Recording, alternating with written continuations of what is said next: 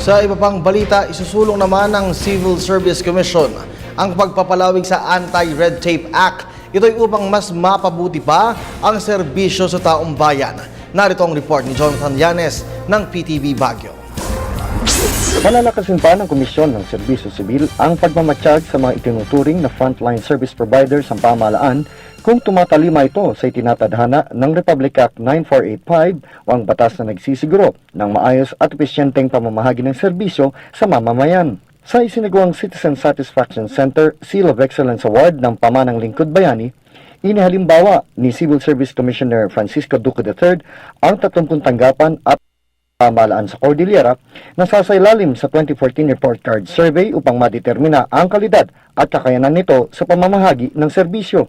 Andyan ang LTO, andyan ang NBI, andyan ang SSS, andyan ang GSIS, andyan ang LRA, andyan ang PRC, NSO.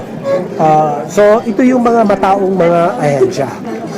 At para sa 2014, karamihan dito ay maisa sa ilalim sa ARTA Report Card Survey. Para makita natin kung sila ba ay sumusunod sa batas ng ARTA law. So, andun tayo ngayon, patuloy ang survey. Bagamat may kakulangan anya ang komisyon na isagawa ang pagmamatsyag sa mga tanggapan at ahensya ng pamahalaan sa buong bansa, may pamamaraan ang komisyon upang maisakatuparan ng mga ito ang nilalaman ng batas. Well, ang ideal situation is to subject them to CS as regularly as possible para makita natin. Pero may limitation din kasi ang Civil Service Commission. Dahil sa laki-laki ng bürokrasya, manipis kami sa tao. So, pinipili na lang namin kung ano-ano yung mga ahensya na kailangan tumugon sa mga serbisyong kinakailangan ng pinakamaraming mga tao.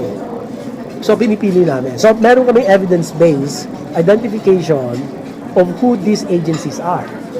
So, yung pinakamadaming tawag na reklamo, yung pinakamakapal ang tao sa araw-araw na transaksyon na ibinibigay o sinasagawa ng mga ahensya.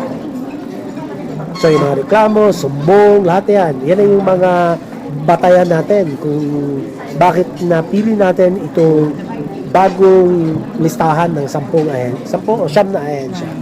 Samantala, upang maresolba ang suliranin ng pagkakawala ng mga empleyado ng pamahalaan sa iba't ibang tanggapan, iminungkahi ni Duque ang mga hakbang gaya ng market scoring, academic linkages at job horizontal magsisiguro sa bilang ng mga manggagawa ng pamahalaan sa hinaharap. The thing is, how do we, parang assembly line, how do we produce more of these people?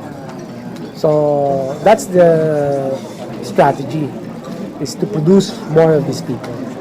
Otherwise, we will be at the constant mercy of hiring agencies abroad because they'll say wala, kukunin namin lahat. Kailangan meron tayong laging pool or stock of qualified, competent, dedicated civil servants. Mula sa Lungsod ng Baguio at para sa Telebisyon ng Bayan, Jonathan Llanes.